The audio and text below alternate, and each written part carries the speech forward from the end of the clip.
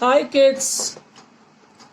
Before I start the story, I want you to know the importance of bedtime stories. You will be amazed to know that each one of us have two minds. One is conscious, that tells you if you are hungry or you want to watch TV or go cycling, and another is subconscious. This one keeps working without even letting us know. For example, once you learn cycling, you don't need to be reminded that how you have to move the pedal, as your subconscious mind knows it already. So while sleeping, when your conscious brain also sleeps, your subconscious brain is still at work. When you listen to a story before sleeping, it stimulates your imagination, and as your subconscious mind makes it a habit, your imagination gradually expands and allow you to experience and live the life of the thousands of stories you hear. So for this story, let your eyes rest and let your imagination do the magic. अब बच्चों, आपको एक बहुत ही interesting story सुनाने जा रही हूं मैं, जिसका नाम है नकलची बंदर। एक टोपी बेचने वाला था। वो शहर में टोपियां लाकर गांव में बेचा करता था और गाया करता था, टोपी ले लो, रंग बिरंगी टोपी ले लो। एक दिन वो दोपहर के समय जंगल में जा रहा था। टोपी बेचते बेचते वो बहुत थक गया और थक कर एक पेड़ के नीचे बैठ गया। उसने टोपियों की गठरी एक तरफ रख दी। ठंडी ठंडी हवा चलने लगी और लेटते ही उस टोपी वाले को नींद आ गई।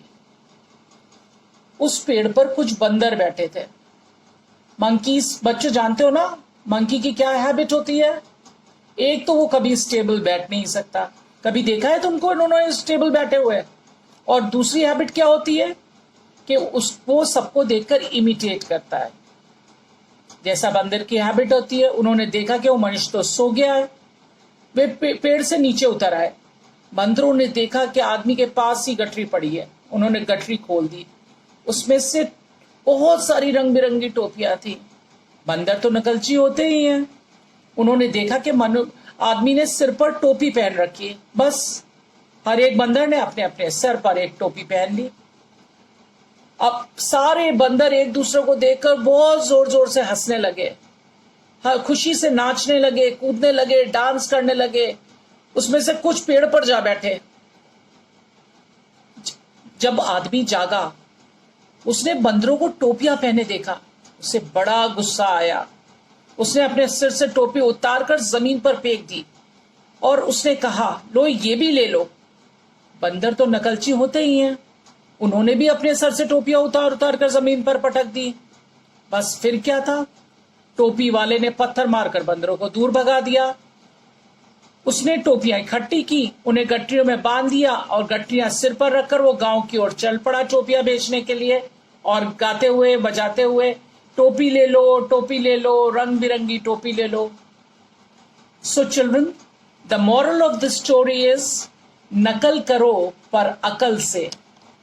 The way to success is embracing your true self and being original with your thoughts and actions. And instead of imitating others, being someone whom others imitate.